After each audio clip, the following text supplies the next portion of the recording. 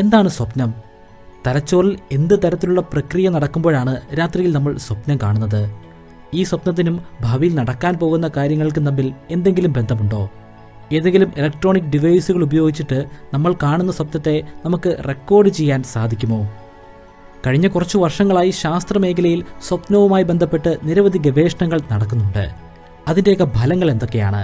ഇന്നത്തെ ഈ വീഡിയോയിൽ നമ്മൾ ഇതൊക്കെ തന്നെയാണ് സംവദിക്കാൻ പോകുന്നത്. ഈ വീഡിയോ നിർമ്മിച്ചിരിക്കുന്നത് ആന്റോണിയോ സഡ്രയും റോബർട്ട് സ്റ്റിഗ്ഗോൾഡും രചിച്ച when brains dream exploring the science and mystery of സ്ലീപ്പും ജോസി മലിനോവിസ്കി രചിച്ച ദ ഫിലോസഫി ഓഫ് ഡ്രീമിങ്ങിൻ്റെയും അടിസ്ഥാനത്തിലാണ്. ശാസ്ത്രം സ്വപ്നങ്ങളുമായി ബന്ധപ്പെട്ട് നിരവധി പഠനങ്ങൾ നടത്തുന്നുണ്ട്. ഇത്തരത്തിലുള്ള പഠനങ്ങളെ ഒനിറോളജി എന്ന പേരിലാണ് വിശേഷിപ്പിക്കുന്നത്. ഗവേഷകർ പറയുന്നത് ഒരൊറ്റ രാത്രിയിൽ തന്നെ മനുഷ്യർ ശരാശരി 4 മുതൽ 6 സ്വപ്നങ്ങൾ വരെ കാണുന്നുണ്ടെന്നാണ്. പക്ഷേ രാവിലെ എഴുന്നേറ്റ് നോക്കുമ്പോൾ ഈ സ്വപ്നങ്ങൾ പലതും നമ്മുടെ ഓർമ്മയിൽ ഉണ്ടായിരിക്കുന്നതല്ല. അതിലും ഒരു സ്റ്റാറ്റിസ്റ്റിക്സ് ഉണ്ട്. നമ്മൾ 90% സ്വപ്നങ്ങളും മറന്നു പോകുന്നു. വെറും 10% മാത്രമാണ് ഉറക്കത്തിന് ശേഷം നമ്മൾ ഓർത്തിരിക്കുന്നത്. ഇതും ഒരു ശരാശരി കണക്കാണ്. ചില ദിവസങ്ങൾ ഒന്നും തന്നെ നമ്മൾ ഓർത്തിരുന്നു എന്ന് വരികയില്ല. രാത്രിയിൽ ഉറങ്ങുന്ന ഒരു വ്യക്തി സ്വപ്നം കാണുന്നുണ്ടോ എന്ന് നമുക്ക് എളുപ്പത്തിൽ മനസ്സിലാക്കാൻ സാധിക്കും. അതിന് അയാളുടെ കണ്ണിലേക്ക് നോക്കിയാൽ മതി. കണ്ണുകൾ അടഞ്ഞു തന്നെയായിരിക്കും കിടക്കുന്നത്, പക്ഷേ ആ കണ്ണുകൾ ചലിക്കുന്നുണ്ടായിരിക്കും. അതിന്റെ കാരണം ഐബോളുകളുടെ ചലനമാണ്. ഇത്തരത്തിലുള്ള സ്ലീപ്പിനെയാണ് REM സ്ലീപ്പ് അല്ലെങ്കിൽ റാപ്പിഡ് ഐ മൂവ്മെന്റ് സ്ലീപ്പ് എന്ന് പറയുന്നത്. മനുഷ്യർ ഏത് കാലഘട്ടം മുതലാണ് സ്വപ്നം കാണാൻ തുടങ്ങിയത്? അതുമായി ബന്ധപ്പെട്ട് കൃത്യമായിട്ടുള്ള വിവരങ്ങളൊന്നും നമ്മുടെ പക്കലില്ല. പക്ഷേ നമ്മുടെ കയ്യിൽ ലഭ്യമായിട്ടുള്ള ഡോക്യുമെന്റുകളുടെ അടിസ്ഥാനത്തിൽ ഏറ്റവും പഴക്കം ചെന്ന രചിക്കപ്പെട്ട സ്വപ്നങ്ങൾ 3000 വർഷങ്ങൾക്ക് മുമ്പുള്ളതാണ്. മെസൊപ്പൊട്ടോമിയ കാലഘട്ടത്തിലാണ് അത് രചിക്കപ്പെട്ടിരിക്കുന്നത്. ആ കാലഘട്ടത്തിൽ ജീവിച്ചിരുന്ന ആളുകൾ അവർ കണ്ട ഓർമ്മയുള്ള സ്വപ്നങ്ങളെ മെഴുകിൽ എഴുതി വെച്ചിട്ടുണ്ടായിരുന്നു. പിന്നീട് ഒരു 1000 വർഷങ്ങൾ കൂടി കഴിഞ്ഞ് ഈജിപ്ഷ്യൻസും ഇപ്രകാരം അവരുടെ സ്വപ്നങ്ങളെ ഡോക്യുമെന്റ് ചെയ്തിട്ടുണ്ട്. എന്നാൽ എല്ലാ സ്വപ്നങ്ങളെയും അവർ രേഖപ്പെടുത്തിയിട്ടില്ല. അവർ സാധാരണഗതിയിൽ കാണുന്ന ഏകദേശം 100ഓളം വരുന്ന സ്വപ്നങ്ങളെയാണ് രേഖപ്പെടുത്തിയിരിക്കുന്നത്. ഓരോ സ്വപ്നങ്ങളും അത് കാരണം എന്തൊക്കെയാണ് ഭാവിയിൽ സംഭവിക്കാൻ പോകുന്നതെന്നുമൊക്കെ അത് വിശദമായി തന്നെ എഴുതിയിട്ടുണ്ട്. പക്ഷേ ഇതൊക്കെ ഡോക്യുമെന്റഡ് ആയിട്ടുള്ള കാര്യങ്ങളാണ്. ഇതിനേക്കാളും വർഷങ്ങൾക്ക് മുൻപ് തന്നെ മനുഷ്യർ സ്വപ്നം കാണാൻ തുടങ്ങിയിട്ടുണ്ട്. അത് ഉറപ്പുള്ള കാര്യമാണ്. പക്ഷേ കൃത്യമായിട്ട് ഏത് കാലഘട്ടം മുതലാണെന്ന് നമുക്കിപ്പോഴും പറയാൻ സാധിക്കുകയില്ല.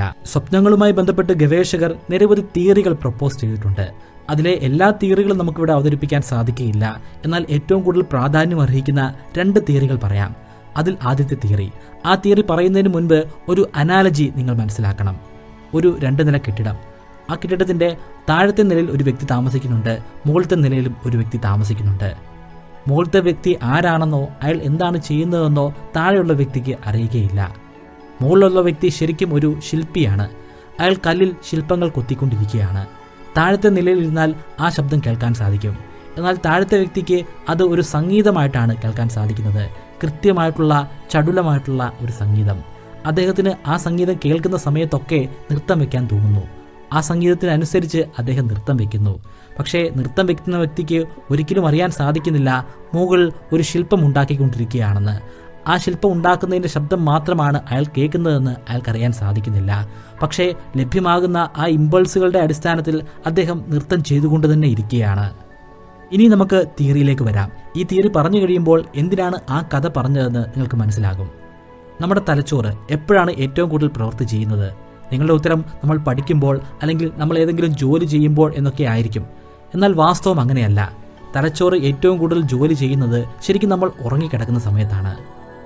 ഒരു വ്യക്തി ഒരു ദിവസത്തിന്റെ ഏകദേശം 16 മണിക്കൂർ വരെ എന്തെങ്കിലുമൊക്കെ ജോലികൾ ചെയ്തുകൊണ്ടിരിക്കുകയായിരിക്കും. ഒന്നുകിൽ അയാൾ പാട്ട് കേൾക്കുകയായിരിക്കും, അല്ലെങ്കിൽ ഏതെങ്കിലും ഗെയിം കളിക്കുകയായിരിക്കും, അല്ലെങ്കിൽ സിനിമ കാണുമായിരിക്കും, അതുമല്ലെങ്കിൽ പഠിക്കുകയോ ജോലി ചെയ്യുകയോ ഒക്കെ ആയിരിക്കാം. അവശേഷിക്കുന്ന മണിക്കൂറുകൾ, അതാണ് ശരാശരി ആ വ്യക്തി ഉറങ്ങുന്ന സമയം. ഉറങ്ങുന്ന സമയത്ത് തലച്ചോറ് അൺകോൺഷ്യസ് ആയിരിക്കും. ആ ദിവസം നമ്മൾ ഒരുപാട് കാര്യങ്ങൾ കണ്ടിട്ടുണ്ട്, ഒരുപാട് കാര്യങ്ങൾ ചെയ്തിട്ടുണ്ട്, കുറേ കാര്യങ്ങൾ മനസ്സിലാക്കിയിട്ടുമുണ്ട്. ഈ കാര്യങ്ങളൊക്കെ നമ്മുടെ തലച്ചോറിലുമുണ്ട്. പക്ഷേ അതൊന്നും പ്രോപ്പറായി അടുക്കി വെച്ചിരിക്കുകയല്ല, അലങ്കോലപ്പെട്ട് കിടക്കുകയാണ്. നിങ്ങളുടെ മുറിയിൽ കുറേയധികം പുസ്തകങ്ങൾ അലങ്കോലപ്പെട്ട് കിടക്കുന്നതായി എടുക്കാം. അത് എപ്പോഴായിരിക്കും നിങ്ങൾ അടുക്കി വെക്കുന്നത്? നിങ്ങളുടെ തിരക്കുകളെല്ലാം മാറിയതിനു ശേഷമായിരിക്കും. തലച്ചോറും അപ്രകാരം തന്നെയാണ്. തലച്ചോറിന്റെ തിരക്കുകളെല്ലാം മാറിയതിനു ശേഷമാണ് ഈ ശ്രമകരമായിട്ടുള്ള ദൗത്യത്തിൽ ഏർപ്പെടുന്നത്. ആ ദിവസം കണ്ടതും മനസ്സിലാക്കിയതുമായിട്ടുള്ള എല്ലാ കാര്യങ്ങളും കൃത്യമായി അടുക്കി വെക്കുന്നു. ഇത് കൃത്യമായി അടുക്കി വെച്ചില്ലെങ്കിൽ പിന്നീട് അത് ഓർത്തെടുക്കാൻ പ്രയാസമായിരിക്കും. അതുകൊണ്ട് തന്നെയാണ് എല്ലാ ദിവസവും ഒരു നിശ്ചിത സമയമെങ്കിലും നമ്മൾ ഉറങ്ങണമെന്ന് പറയുന്നത്. തലച്ചോറിൻ്റെ അൺകോൺഷ്യസ് പാർട്ടിലാണ് ഈ പ്രക്രിയകളൊക്കെ നടക്കുന്നത്. ഇത്തരത്തിലുള്ള പ്രക്രിയകൾ നടക്കുമ്പോൾ സ്വാഭാവികമായിട്ടും അവിടെ ഇലക്ട്രോ മാഗ്നറ്റിക് തരംഗങ്ങൾ ഉണ്ടാകുന്നുണ്ട്. ഈ തരംഗങ്ങൾ തൊട്ടടുത്തുള്ള കോൺഷ്യസ് പാർട്ടായ കോർട്ടെക്സിൽ എത്തിച്ചേരുന്നുമുണ്ട്. കോൺഷ്യസ് പാർട്ടിൽ എത്തിച്ചേരുന്ന സിഗ്നലുകളാണ് പിന്നീട് സ്വപ്നങ്ങളായി മാറുന്നത്. ആദ്യം പറഞ്ഞ കഥയിലേക്ക് തന്നെ നമുക്ക് പോകാം. അവിടെ ഒരു ശില്പി കൃത്യമായിട്ടുള്ള ഒരു ജോലി ചെയ്തുകൊണ്ടിരിക്കുകയാണ്. അത് കാരണം വെളിയിലേക്ക് വരുന്ന ശബ്ദം, ആ ശബ്ദത്തിൻ്റെ ചില ഭാഗങ്ങൾ മാത്രമാണ് താഴെയുള്ള വ്യക്തി കേൾക്കുന്നത്. ആ വ്യക്തി അവിടെ എന്താണ് സംഭവിക്കുന്നതെന്ന് അറിയുന്നില്ല. എന്നാൽ അതൊരു സംഗീതമായി എടുത്ത് അതിൻ്റെ താളത്തിനൊത്ത് തുള്ളുകയാണ്. ഇതുതന്നെയാണ് സ്വപ്നം കാണുമ്പോൾ നമുക്ക് സംഭവിക്കുന്നത്. സ്വപ്നത്തിൽ നമ്മൾ കാണുന്നത് യഥാർത്ഥ കാര്യങ്ങളായിരിക്കണമെന്നില്ല. ഒരുപക്ഷെ അത് യഥാർത്ഥ കാര്യങ്ങളായിരിക്കാം. എന്നാൽ അതുമായി ബന്ധപ്പെട്ടിട്ടുള്ള ചിലപ്പോൾ വളരെയധികം വിചിത്രമായിട്ടുള്ള കാര്യങ്ങളായിരിക്കും നമ്മുടെ മനസ്സിലേക്ക് വരിക. ഇതിനെയാണ് ശരിക്കും സ്വപ്നങ്ങൾ എന്ന് പറയുന്നത്. ഇതിന് കൃത്യമായിട്ടുള്ള ഒരു തുടക്കമോ ഒടുക്കമോ ഇല്ല. ഒരു കഥയായി ഇതിനെ പറയാൻ പോലും സാധിച്ചു എന്ന് വരികയില്ല. നമ്മുടെ മനസ്സിലേക്ക് വന്നു പോകുന്ന ചില ചിത്രങ്ങൾ മാത്രമായിരിക്കും അത്. കോൺഷ്യസ് പാർട്ടിൽ എന്ത് സിഗ്നലുകൾ എത്തിച്ചേർന്നാലും അതിനെക്കുറിച്ചുള്ള ഒരു രൂപം നമുക്ക് തലച്ചോറ് പറഞ്ഞു തരുന്നതാണ്. പക്ഷേ അപൂർവമായിട്ടുള്ള കാര്യങ്ങളാണ് നമ്മുടെ തലച്ചോറിലേക്ക് എത്തിച്ചേരുന്നതെങ്കിലോ അല്ലെങ്കിൽ കോൺഷ്യസ് പാർട്ടിലേക്ക് എത്തിച്ചേരുന്നെങ്കിലോ അപ്പോഴും കോൺഷ്യസ് പാർട്ട് അതെന്താണെന്ന് മനസ്സിലാക്കാൻ പരമാവധി ശ്രമിക്കുന്നതാണ്. എന്നിട്ട് അത് നമുക്ക് പറഞ്ഞു തരും. പക്ഷേ അപൂർണമായതുകൊണ്ട് തന്നെ വ്യക്തമായിട്ടുള്ള ഒരു ചിത്രമായിരിക്കുകയില്ല നമുക്ക് ലഭിക്കുന്നത്. തലച്ചോറിനെക്കുറിച്ച് നമ്മൾ എത്ര പറഞ്ഞാലും തീരുകയില്ല. അത്രയധികം മിസ്റ്റീരിയസ് ആയിട്ടുള്ള കാര്യങ്ങളാണ് നമ്മുടെ തലച്ചോറിൽ സംഭവിച്ചുകൊണ്ടിരിക്കുന്നത്. തലച്ചോറുമായി ബന്ധപ്പെട്ടിട്ടുള്ള രസകരമായിട്ടുള്ള പുതിയ കണ്ടെത്തലുകളെക്കുറിച്ചും മറ്റും നിങ്ങൾക്ക് അറിയാൻ താല്പര്യമുണ്ടെങ്കിൽ അതിന് നിങ്ങളെ സഹായിക്കുന്ന പുസ്തകമാണ് എ 1000 ബ്രെയിൻസ്. ഇതിൻ്റെ മലയാളത്തിലുള്ള audio book summary Kuku FM ലഭ്യമാണ്. ഇനി നമുക്ക് രണ്ടാമത്തെ സയന്റിഫിക് തിയറി എന്താണെന്ന് നോക്കാം. ആദ്യത്തെ തിയറിയുടെ പകുതി ഭാഗം രണ്ടാമത്തെ തിയറിയിലും വരുന്നുണ്ട്. ബാക്കി പകുതി ഭാഗത്തിൽ മാത്രമാണ് വ്യത്യാസം വരുന്നത്. രാത്രിയിൽ ഉറങ്ങിക്കിടക്കുമ്പോൾ സബ് കോൺഷ്യസ് ആയിട്ടുള്ള ഭാഗം അത് അന്നത്തെ ദിവസത്തെ മെമ്മറിയെല്ലാം കൃത്യമായിട്ട് അടുക്കി വയ്ക്കുന്നു. ആ സമയത്ത് ഇലക്ട്രോ മാഗ്നറ്റിക് തരംഗം വരുന്നു എന്നത് ആദ്യത്തെ തിയറിയാണ്. രണ്ടാമത്തെ തിയറിയിലും അത്തരത്തിലുള്ള തരംഗങ്ങൾ വരുന്നുണ്ട്. പക്ഷേ അത് കൃത്യമായിട്ട് സബ് കോൺഷ്യസ് മൈൻഡ് കോൺഷ്യസ് മൈൻഡിലേക്ക് എത്തിക്കുകയാണ്. അതൊരു ലക്ഷ്യത്തോടു കൂടി തന്നെ ചെയ്യുന്ന കാര്യമാണ്. ഇന്ന് നടന്ന പ്രധാനപ്പെട്ട സംഭവങ്ങൾ, ഓർത്തിരിക്കേണ്ട ചില പ്രത്യേക കാര്യങ്ങൾ, ചില അപകടങ്ങൾ, അതൊക്കെ നമ്മുടെ തലച്ചോറിൻ്റെ കോൺഷ്യസ് പാർട്ടിലേക്ക് കൊടുക്കുകയാണ്. അത് ഭാവിയിൽ ഇത്തരത്തിലുള്ള എന്തെങ്കിലും സംഭവങ്ങൾ സംഭവിക്കുകയാണെങ്കിൽ അതിനനുസരിച്ച് പ്രതികരിക്കാൻ വേണ്ടിയാണ്.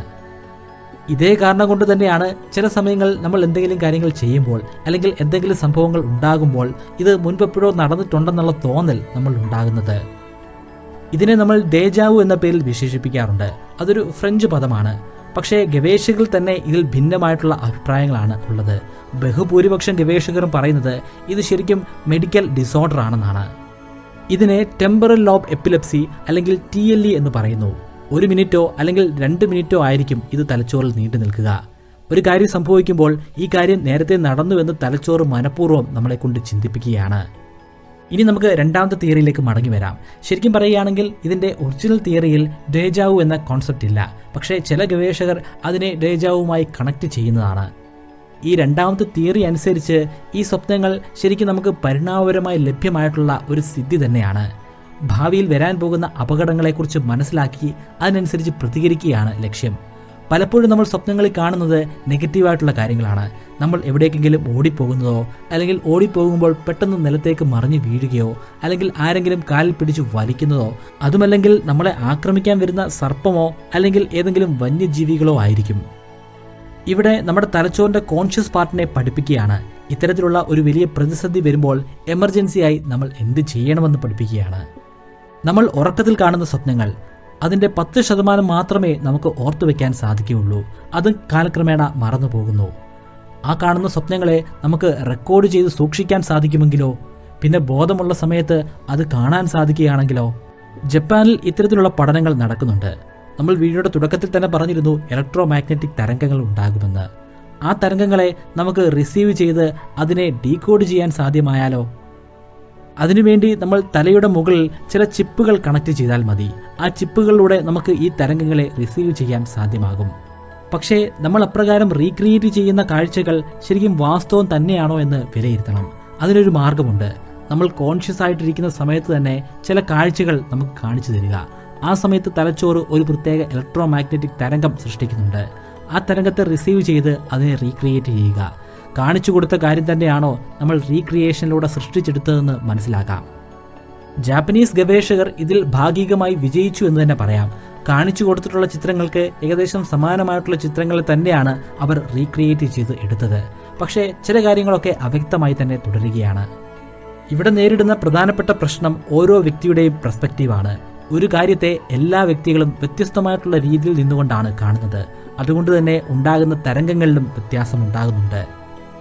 കോൺഷ്യസ് ആയിട്ടുള്ള കാര്യങ്ങളെയാണ് ഇപ്പോൾ റീക്രിയേറ്റ് ചെയ്തത്. സ്വപ്നത്തിൽ കാണുന്ന കാര്യങ്ങളെ ഇനിയും നമ്മൾ റീക്രിയേറ്റ് ചെയ്യേണ്ടതായിട്ടുണ്ട്. അതുമായി ബന്ധപ്പെട്ടിട്ടുള്ള പഠനങ്ങൾ നടന്നുകൊണ്ടിരിക്കുകയാണ്. അധികം വൈകാതെ തന്നെ അതും യാഥാർത്ഥ്യമാകുമെന്ന് വിശ്വസിക്കാം. ജീവിതത്തിൽ ഒരിക്കൽ പോലും കണ്ണിന് കാഴ്ച ലഭ്യമായിട്ടില്ലാത്ത ഒരു വ്യക്തി സ്വപ്നം കാണുമോ? തീർച്ചയായിട്ടും ആ വ്യക്തി സ്വപ്നം കാണുന്നതാണ്.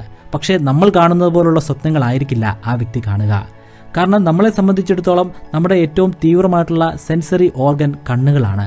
കണ്ണുകളിലൂടെ നമ്മൾ പുറം ലോകത്തെ അറിയുന്നു. എന്നാൽ അത്രയധികം തീവ്രമായിട്ട് അറിയാൻ നമ്മുടെ കാതുകൾക്കോ അല്ലെങ്കിൽ നമ്മുടെ ശ്വസനനാളിക്കോ സാധ്യമാകുന്നില്ല. പക്ഷേ ജീവിതത്തിൽ ഒരിക്കൽ പോലും കാഴ്ച ലഭ്യമായിട്ടില്ലാത്ത ഒരു വ്യക്തിയെ സംബന്ധിച്ചിടത്തോളം പുറം ലോകം എന്ന് പറയുന്നത് അല്ലെങ്കിൽ ഈ ഭൂമി എന്ന് പറയുന്നത് ശബ്ദങ്ങളും ഗന്ധവുമാണ്. അതുകൊണ്ട് തന്നെ അത്തരത്തിലുള്ള ഒരു വ്യക്തി കാണുന്ന സ്വപ്നങ്ങളും ഈ ഗന്ധവും അതുപോലെ ശബ്ദവുമായി ബന്ധപ്പെട്ടിട്ടുള്ളതാണ്. സ്വപ്നങ്ങൾ കാണാൻ സാധിക്കാത്ത ആളുകളുണ്ടോ? അത്തരത്തിലുള്ള ആളുകളുമുണ്ട്.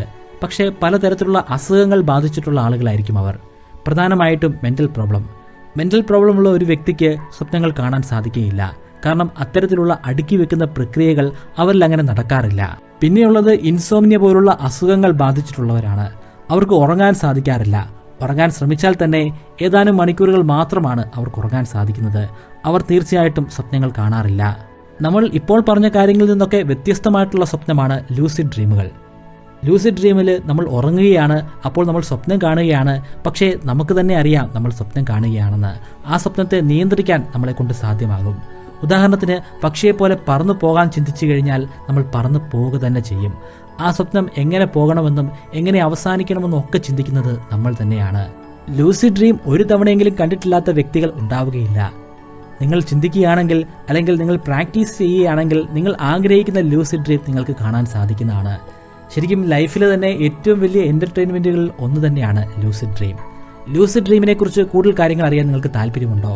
ഉണ്ടെങ്കിൽ മറ്റൊരു വീഡിയോയിൽ നമ്മൾ ലൂസിഡ് ഡ്രീമിനെ കുറിച്ച് തന്നെ പറയുന്നതാണ്. നിങ്ങളുടെ അഭിപ്രായം താഴെ കമൻറ്റ് ബോക്സിൽ രേഖപ്പെടുത്തുക. സ്വപ്നങ്ങൾക്കും ശാസ്ത്രീയമായിട്ടുള്ള അല്ലെങ്കിൽ ഗണിതശാസ്ത്രപരമായിട്ടുള്ള കണ്ടെത്തലുകൾക്കും വലിയ പ്രാധാന്യം തന്നെയുണ്ട്. ഉദാഹരണത്തിന് രാമാനുജൻ എടുക്കാം. ശ്രീനിവാസ രാമാനുജൻ ലോകം കണ്ട ഏറ്റവും മികച്ച മാത്തമാറ്റീഷ്യന്മാരിൽ ഒരാളാണ്. എന്നാൽ അദ്ദേഹം പറയുന്നത് അദ്ദേഹം സോൾവ് ചെയ്തിട്ടുള്ള പല പ്രോബ്ലം അദ്ദേഹത്തിന് സ്വപ്നത്തിലൂടെ മനസ്സിലാക്കാൻ സാധിച്ചതാണെന്നാണ്. ശ്രീനിവാസ രാമാനുജന്റെ ജീവിതകഥ നമ്മൾ നേരത്തെ തന്നെ ഒരു വീഡിയോ ആയി ചെയ്തിട്ടുള്ളതാണ്. അതിൽ അദ്ദേഹം കാണുന്ന സ്വപ്നങ്ങളെക്കുറിച്ചും ദൈവം സ്വപ്നത്തിൽ വന്ന് അദ്ദേഹത്തിന് പറഞ്ഞു കൊടുത്ത കാര്യങ്ങളെക്കുറിച്ചുമൊക്കെ വിശദമായി തന്നെ പരാമർശിക്കുന്നുണ്ട്. താല്പര്യമുള്ളവർക്ക് വേണ്ടി അതിന്റെ ലിങ്ക് ഇവിടെ ഐ ബട്ടണിൽ കൊടുക്കുന്നുമുണ്ട്. ശ്രീനിവാസ രാമാനുജൻ മാത്രമല്ല ഇത്തരത്തിൽ സ്വപ്നത്തിലൂടെ കണ്ടെത്തലുകൾ നടത്തിയിട്ടുള്ളത്. വേറെയും പല കണ്ടെത്തലുകൾ സംഭവിച്ചിട്ടുണ്ട്. നമ്മളെല്ലാം കണ്ടിട്ടുള്ള തയ്യൽ മെഷീൻ 1845 അത് കണ്ടെത്തുന്നത്. ഏലിയാസ് ഹൗയിയാണ് അത് കണ്ടെത്തിയത്. സ്വപ്നത്തിലൂടെയാണ് താൻ ഈ കണ്ടെത്തൽ നടത്തിയതെന്ന് പിന്നീട് അദ്ദേഹം വ്യക്തമാക്കിയിട്ടുമുണ്ട്. DNA spiral structure, benzene, periodic table ഇതൊക്കെ കണ്ടെത്തിയത് സ്വപ്നത്തിലൂടെയാണെന്ന് ഇതിൻ്റെയൊക്കെ ഗവേഷകർ തന്നെ പലപ്പോഴായി പറഞ്ഞിട്ടുണ്ട്. റാപ്പിഡ് ഐ മൂവ്മെൻറ്റ് സ്ലീപ്പും അതിൻ്റെ പരിണിത ഫലങ്ങളെക്കുറിച്ചും ശരിക്കും പ്രാക്ടിക്കലി നമ്മൾ എക്സ്പെരിമെൻറ്റുകൾ തന്നെ നടത്തിയിട്ടുണ്ട്. എലിയിലാണ് ആ പരീക്ഷണം നടത്തിയിട്ടുള്ളത്. ഈ പരീക്ഷണത്തിനു വേണ്ടി ഒരു എലിയെ പ്രത്യേകമായി തയ്യാറാക്കിയ ഒരു കൂട്ടിലിട്ടു.